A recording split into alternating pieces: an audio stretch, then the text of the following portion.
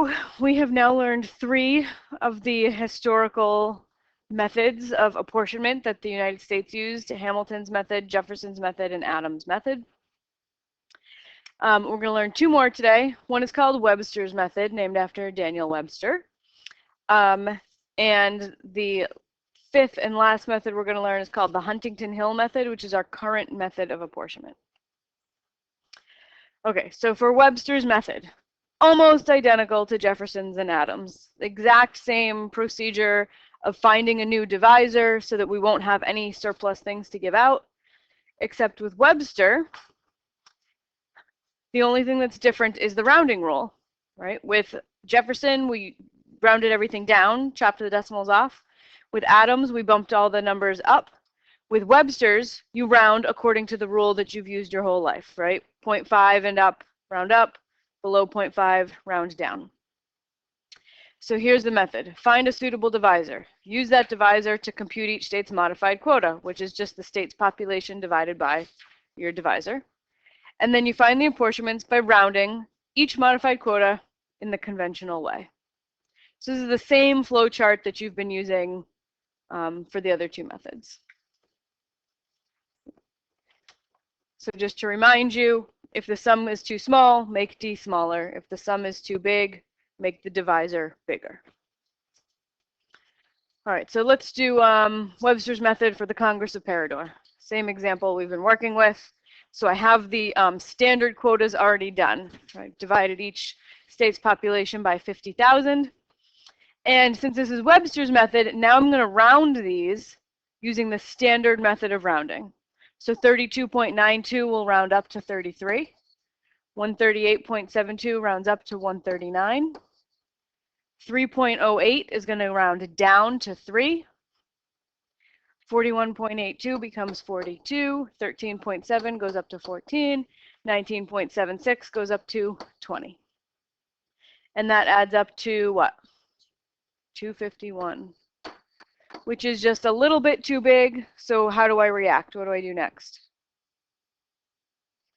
Make D bigger.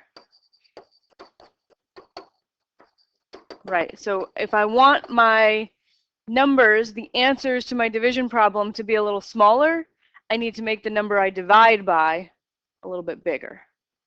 So what do you want to use for a new divisor? 50,250. How did you choose that?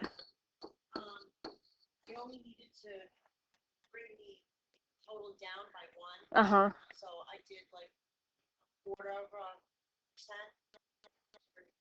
Okay, good.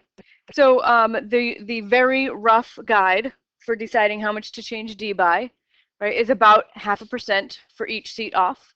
We're only off by 1 seat, so like 0.5% of 50,000, 1% is 500, so 250 is 0.5%. Good. All right, so we're going to divide each population by 50,250.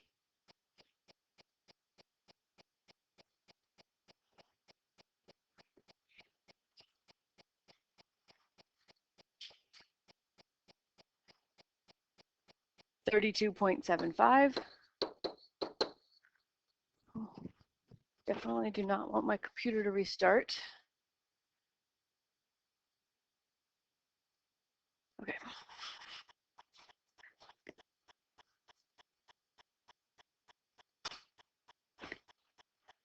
$138.03.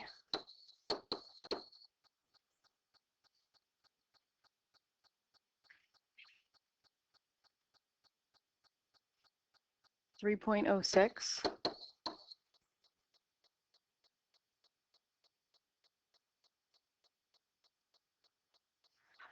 $41.6.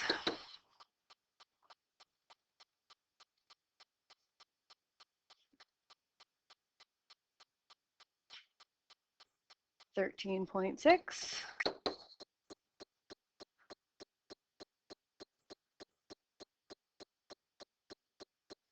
$19.6 or 7. Okay, so then we round these conventional rounding rules. So we have 33, 138, 3, 42, 14, 20. So that adds up to 250, and we're done.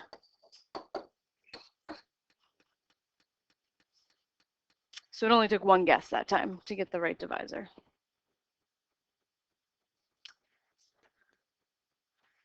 So it's not so hard, right? Just like the other two, except you round conventionally. Okay, so we've studied several historical solutions to the problem of American apportionment of seats in the House of Representatives. And today we're going to conclude with how we do it now. Our current solution to the US apportionment problem is called the Huntington Hill method. In 1929, Congress was fed up with the controversies surrounding apportionment. We were constantly having states get mad and putting forth a bill that proposed a new method of apportionment. So they asked a panel of mathematicians to recommend the correct formula. And the method suggested by this panel of mathematicians goes by the name of Huntington Hill after its two inventors. So Congress actually didn't accept the recommendation that they asked for until 1941. But when they did, they made Huntington Hill the permanent apportionment method, cannot be changed. They made the method self-executing, which means it doesn't need congressional approval for changes dictated by the Huntington Hill method, right? If a state is going to lose a seat or another state's going to gain a seat, Congress doesn't have to approve that. It just happens. It's automatic. And it permanently fixed the number of representatives at 435. So the Huntington Hill method has stood the test of time so far, but it is constantly being challenged by states that lose a seat under the method. Federal courts, including the Supreme Court, have heard cases from states claiming that this method is unfair, but they all have upheld it so far.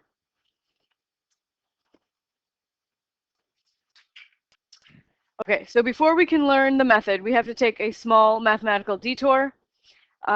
The standard way of taking the average of two numbers is to add them up and divide by 2, right? That gives you the number halfway in between. Okay, so that kind of average is called an arithmetic mean.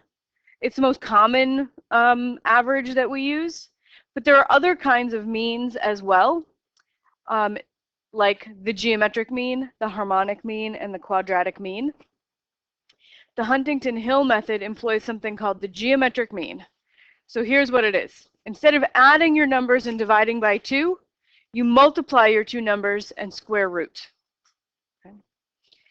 So if I want to find the arithmetic and the geometric means of 2 and 8, right? My arithmetic mean, that's where you add them up and divide by 2. So it would be 2 plus 8 over 2, which is 5. The number halfway between 2 and 8. The geometric mean, you get by multiplying the two numbers and square rooting, right? 2 times 8 is 16, right? What's the square root of 16? 4. So the arithmetic means 5, geometric means 4.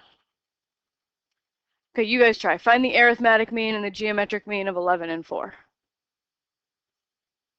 Okay, so arithmetic mean. That would be 11 plus 4 divided by 2. 15 divided by 2 is 7.5. Right? And then my geometric mean, that would be the square root of 11 times 4.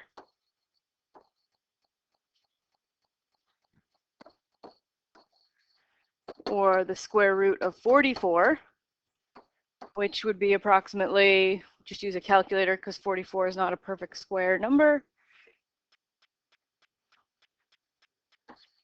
We'll say 6.63, that's good.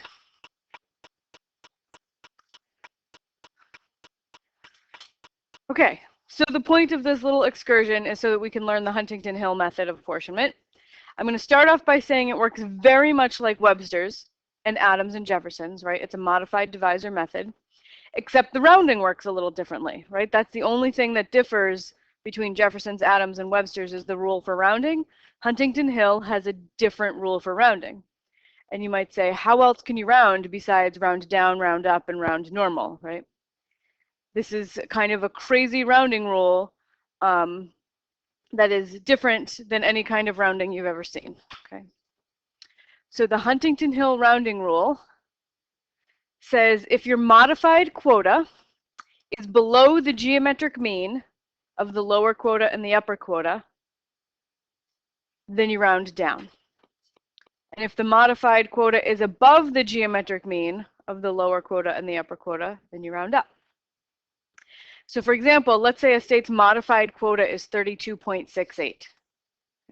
Its lower quota would be 32, right? That's what we would do in Jefferson's method. Its upper quota would be 33. That's what we would do in Adams' method. Huntington Hill says take the geometric mean of the 32 and the 33, the lower quota and the upper quota. So I'll do it in my calculator. Square root of 32 times 33.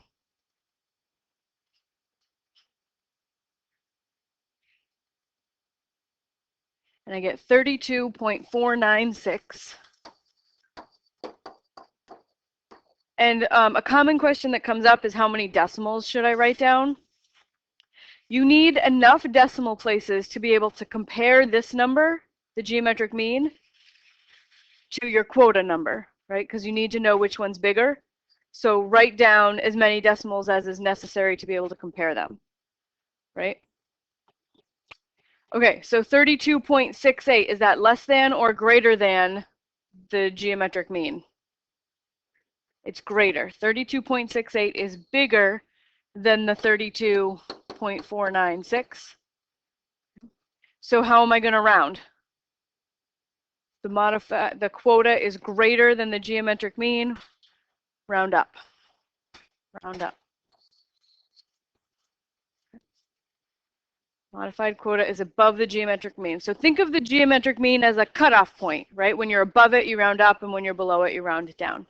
And it's kind of like standard rounding. Like in standard rounding, our cutoff point is just always 0.5. When you're above it, you round up, and when you're below it, you round down. So now our cutoff point where we round up and down in comparison to is like shifting and moving, and for every set of numbers you have to find the cutoff point instead of just knowing what it is at 0.5, right? You have to find the cutoff point. Above it, round up; below it, round down. All right, let's do couple more. So a state's modified quota is 5.48. We want to round this according to normal rounding, right? And then also the Huntington Hill.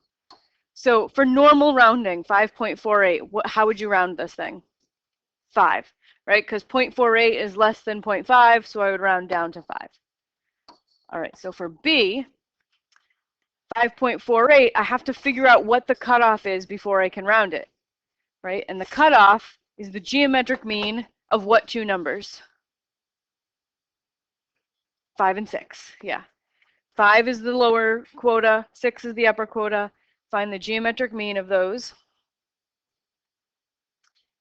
And that's 5.477, okay? So I have 5.48, my quota, modified quota is 5.48. The geometric mean of the lower quota and the upper quota is 5.477. That's my cutoff. That's my cutoff value. If you're below it, round down. If you're above it, round up. So what should I do? Round up. 5.48 is bigger than 5.477, so I'm going to round up to 6. So you can see I kind of very specially chose this modified quota. So you can see that the cutoff 5.477 is pretty close to 5.5. So I really chose this specially to show you that sometimes the rounding is different between sometimes standard rounding and Huntington Hill rounding tell you to do different things. Okay, you try one. We have a modified quota of 7.49. Round it standard and round it according to Huntington Hill. My modified quota is 7.49, right?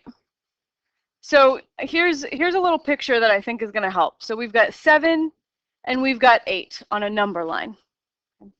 So normally I would say exactly halfway between them is how I decide to round. I would put 7.5 on there, and if you're above it, round up, and if you're below it, round down, right? So, but instead of 7.5, I'm using a new cutoff. My cutoff value is going to be the square root of 7 times 8. And the 7 and the 8 come from taking your quota of 7.49, rounding it down and rounding it up. Okay, so that comes out to, what was it, 7.48? 7.48. That's my cutoff. So I put that on this number line here. That's my geometric mean, which is my cutoff of how I decide to round. Okay. Now my quota is 7.49. On which side of 7.48 does 7.49 fall? To the right. So somewhere in here, right, is my modified quota of 7.49. Okay. 7.49 is on this side of 7.48, so I'm going to round up to 8. Okay, so I round 7.49 to 8 because it's above the cutoff. It would have rounded down. Yep. Yep. That make sense? Okay. So I didn't do the first part, right? To round this standard, standard rounding, this would round to 7 because 0.49 is below 0.5. But with Huntington Hill rounding, 0.49 is bigger than the cutoff of 0.48, so I round up to 8. So once you understand how to round in this Huntington Hill method, you know the whole method because it's exactly like Jefferson's and Adams and Webster's, except for the step where you round stuff. Yes.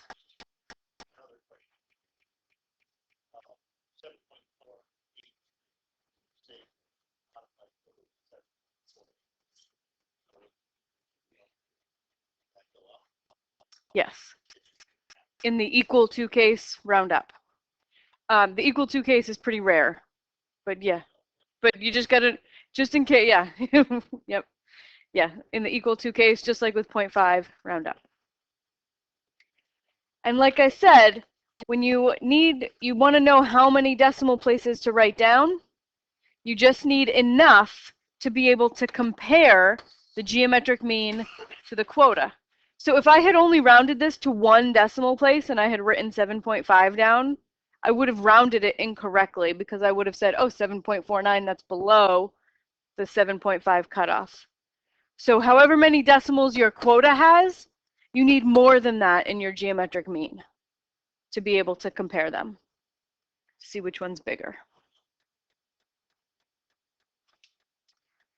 All right, let me make sure I did everything.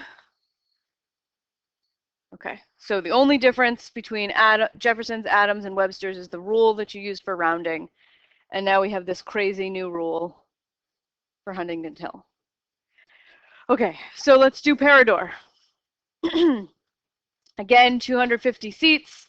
So start out by calculating my standard quotas, like I always start. And now I have to find the Huntington Hill rounding, which is tricky, right? With all the other methods, you can just look at the quota and round it, right? But it's harder to do the Huntington Hill rounding. So I'm going to write out every step. Once you feel a little more comfortable with this, you don't have to write out every single thing. But I just want to show you exactly what we're doing. Okay, so I take my standard quota and I round it down and I round it up, right? So I get the lower quota and the upper quota. 32.92, the lower quota is 32, the upper quota is 33. And then I'm going to do that for all of these. So I've got 138, 139, 3, 4, 41, 42, 13, 14, 19, and 20. Yes. Yeah.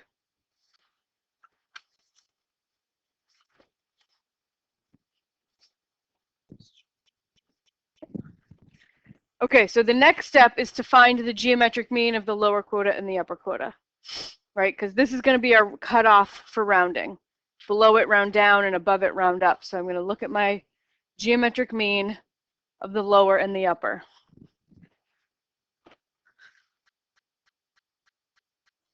Okay, so I take the square root of the lower quota times the upper quota.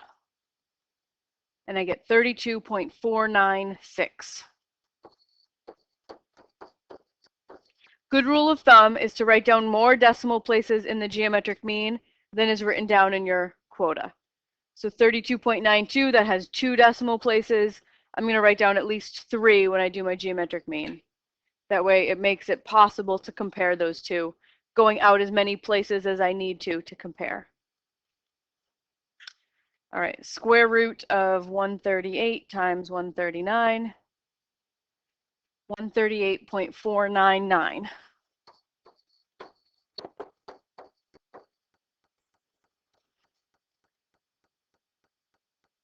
Square root of 3 times 4, 3.464.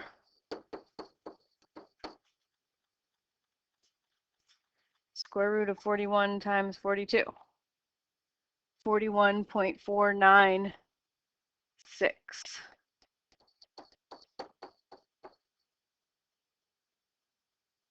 497. It's fine. Okay.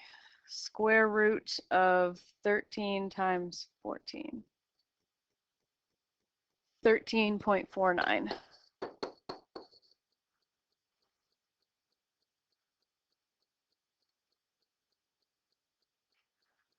$19.494.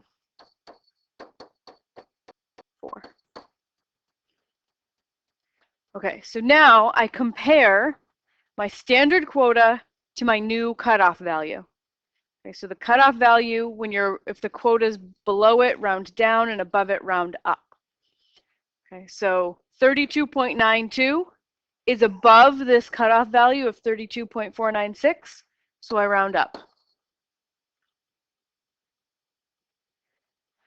138.72 is above this cutoff value of 138.499, so I round up. 3.08 is below 3.464, so I round down. 41.82 is above the cutoff value of 41.497, so I round up. 0.82 above the cutoff, round up. 0.7 is above the cutoff of 0.49, so I round up. 0.76 is above the cutoff of 19.494, so I round up. All right, what does that add up to? 251? Okay. That's a little bit too big, so I want to change my divisor to make it bigger. Yes. A little bit too big, so I need to make my divisor a little bit bigger. Maybe 50,250, right? That worked for Webster's when we were only off by 1, so we'll try 50,250. And I'm going to let you try the next one, right? So find the new quotas, the new modified quotas, lower, upper, geometric mean, and round by Huntington Hill. All right, let's finish it up together. So my modified quotas are just what you get when you divide each population by 50,250, your new divisor. And we did that in Webster's method, so I already had these numbers. I just copied and pasted them from 2 slides earlier. All right, so I've got my new modified quotas. I need to get my lower quotas and my upper quotas by rounding down and rounding up. So I'm going to have 32, 33, 138, 139, 3, 4, 41, 42, 13, 14, 19, and 20. And those should look familiar, right? Those are all the same as the lower quotas and the upper quotas from before. Right? 32, 33, 32, 33, 138, 39, 138, 139. 3, 4, 3, 4, 41, 42, 41, 42, 13, 14, 13, 14, 19, 20, 19, 20. They're all the same. So even though my modified quotas changed a little bit, my lower quota and upper quota stayed the same. So now my geometric means will be the same, right? So I don't have to actually go through and do all the calculations this time. I can just copy these down, or I could just refer to these guys. And I'll just write like C above. And I'll put a star. So those are my cutoffs. My cutoffs all stayed the same. My quotas changed. So now I have to compare my new quotas. My new quotas need to be compared to my geometric means, right? Geometric means are your cutoff. When you're above it, round up, below it, round down. So let's look at this new quota of 32.756. Is it above or below my cutoff? Above, so I round up. Okay. Now let's look at 138.03. Is it above or below my cutoff of 138.499? Below, so I round down.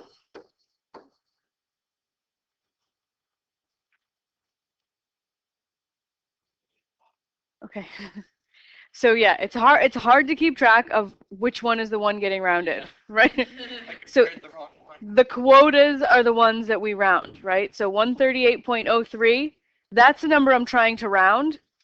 Okay, if I was rounding this using standard rounding, it would be very clear, go down to 138, right? And the cutoffs that you get when you use a geometric mean as the cutoff instead of 0.5 are generally all pretty close to 0.5, right?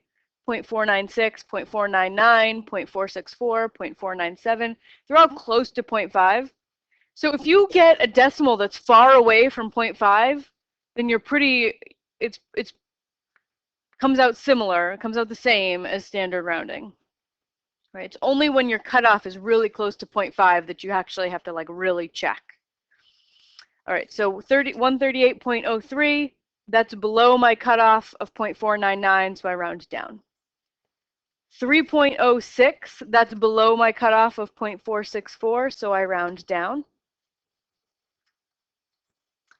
41.6, that's above my cutoff of 41.497, so I round up. 13.6, that's above my cutoff of 13.49, so I round up. 19.7 is above my cutoff of 19.494, so I round up. And when I add those up, I get 250. I lost one seat here. The 139 went down to 138.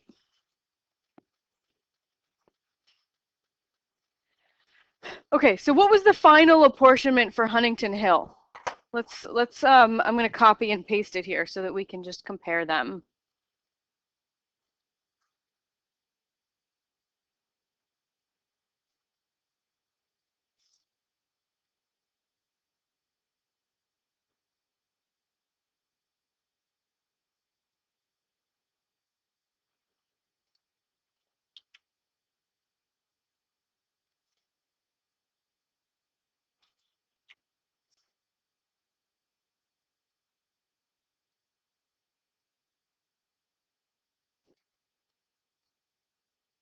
Yeah, so this is the Webster's results.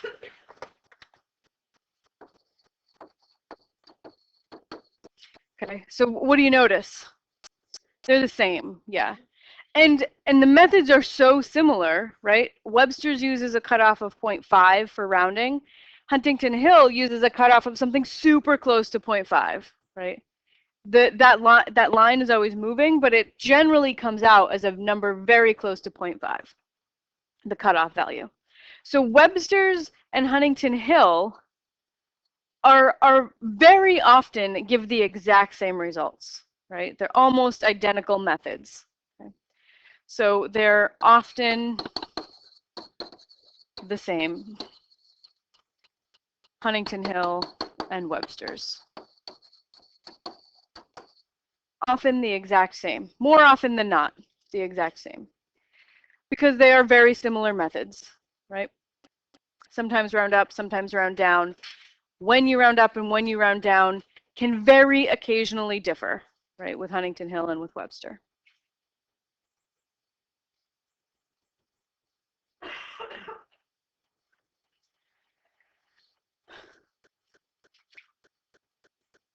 Okay, so I'm going to let you do a little practice here. I want you to apportion this small country, 40 seats in the legislature, using Huntington Hill. So here's our Huntington Hill results. Sorry, I'm talking to myself. 4, 10, 6, 14, and 6. And when you compare that to Webster's, 3, 11, 7, 14, and 5, those are different apportionments. This happened just because I very carefully chose numbers that have quotas near 0.5. You might have noticed there were several like 0.48s in the quotas. So it caused the two rounding methods to come out a little bit differently.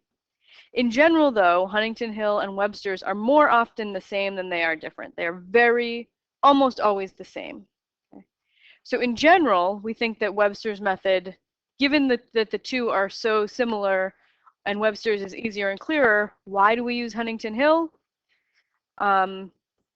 Because Congress asked a panel of mathematicians to come up with a better method than the one they were using, so instead they came up with a more complicated method.